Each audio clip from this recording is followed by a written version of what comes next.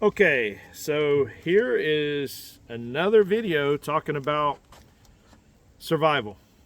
And man, we beat the survival horse to death around here. It's kind of like crazy. We constantly teaching survival and things to think about in survival. Well, this video is 7 things to overcome to survive. And basically, it's simply overcoming pity in many ways, self-pity. Because each one of these things will cause you to feel sorry for yourself. And self-pity will destroy you probably quicker than anything. So the first thing on the list, first one of the 7, is fear. Fear. You have to overcome fear of others and yourself and of the situations. You can take a situation and blow it up in your mind and really become fearful, and fear can absolutely paralyze you. So you have to be able to overcome fear. The second is pain. And pain can come in different levels. Pain can also be contributed to something. It can also be called uncomfortability. So what one person would call painful, the other one would just call severely uncomfortable. So pain is something you have to learn to live with and overcome. The next one is thirst. Our bodies demand water.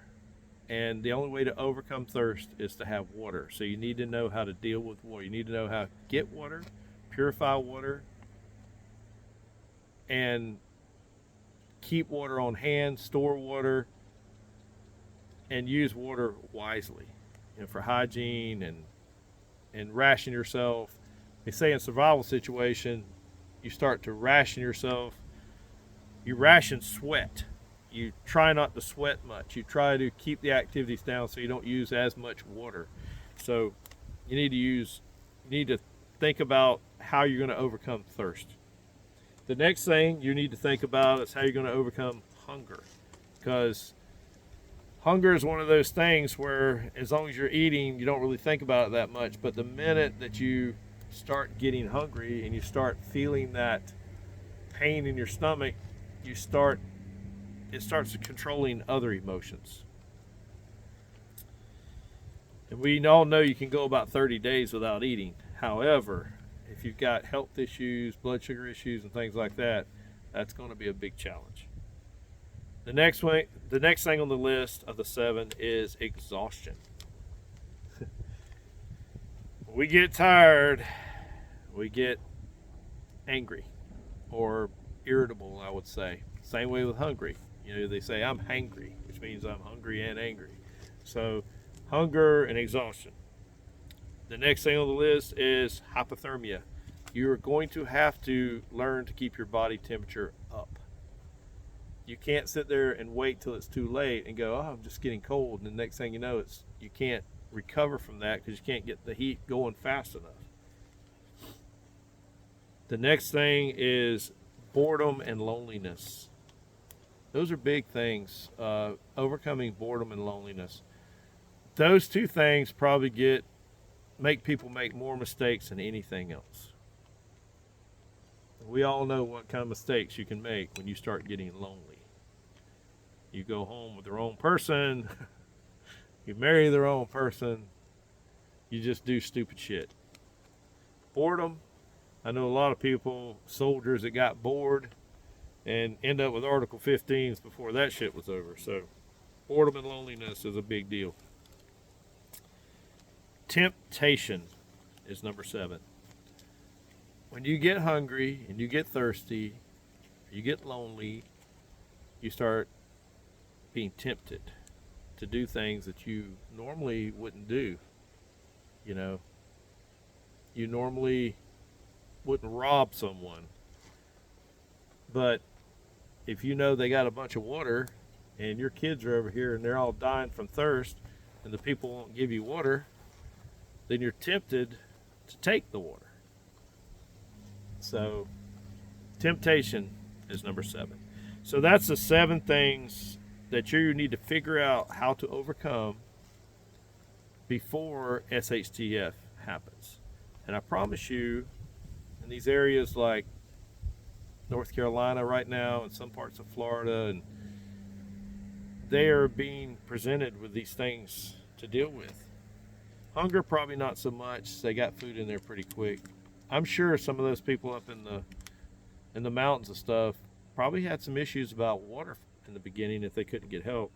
They all faced fear and pain. Exhaustion, yeah, I'm sure a lot of them had that. So this list is just really a solid, good list to think about and start getting yourself ready for. You know, fear, pain, thirst, hunger, exhaustion, hypothermia, boredom, loneliness, temptation. Things to start thinking about, things to start preparing for, and try to get yourself into a mindset of survival versus civilian. And I'll leave you with this thought. I always tell myself I have two modes, or I tell my family too. We have two modes. The first one is civilian mode. That means that everything's good. Electricity is flowing. We got hot, cold running water. We can go to the store and get food, go to the restaurant and get whatever. And we don't really have any basic need obstacles or challenges. So it's civilian mode. Basically everything's being supplied to you. And of course at a cost. You have to trade money for it. And then there's something called survival mode. And in civilian mode, you know, I like to eat lobster and steak and hamburgers and all the, you know, fun foods. And I like my coffee a certain way and my tea a certain way. And I like everything, you know, I want to have the air conditioner set at 75 and I don't want to be cold. I want to, you know, my blankets and stuff a certain way, and the toilet needs to be, you know, a certain way, and everything's kind of has to be a certain way. But I have a switch inside that I can flip to survival mode. And in survival mode, the only goal is to live one more day, or actually live one more minute, one more hour, and then one more day, and then one more month, and one more year. That's how you break it down. You say, all I got to do is live one more minute. Okay, I made it through the minute. Now let's go to the hour. Okay, I made it through the hour. Let's go to the day. And in that mindset, then you do whatever it takes to drink, to eat, and you don't care what you eat. If it's protein, you eat it. If it's a fat, you eat it. So in civilian mode, I'd probably never eat something like a possum or a cricket. Survival mode, they're on the table. And in civilian mode, I want my bed to be, you know, made perfectly. Survival mode, you know, I will sleep in the absolute dirt covered with debris if I need to keep from getting hypothermia, keep from getting wet or whatever. But you have to be able to switch over. You can't try to approach survival mode with a civilian mindset. You can't go out in the woods and go, oh my God, it's cold out here. Oh, these bugs are biting me. Oh, and then make everybody miserable listening to your frigging whining. You've got to snap the fuck out of it and get into survival mode. You got to say, all right, so what? It's 90 degrees inside the house now because the air conditioning, the power ain't on.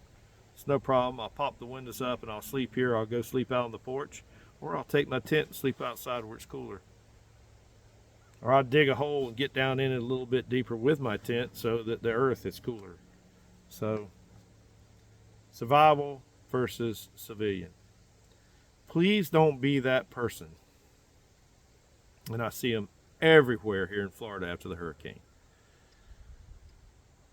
That all of a sudden, the hurricanes come through, shit is destroyed everywhere, Your homes and stuff are just demolished. Your neighbor's shit's demolished. Your shit's demolished.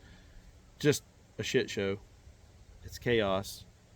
And you got people, instead of just working and flipping into survival mode and start getting food, water, shelter,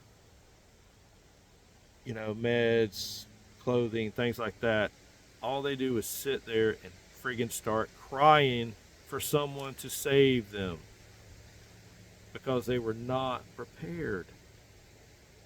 That is a civilian trying to fit into survival and not flipping the switch. Okay? All right. Hope you guys are out there. Hope you're preparing. Hope you're surviving. Hope you're helping your fellow neighbor. And believe it. Never stop believing. Go out and make yourself, your family, your fellow warrior.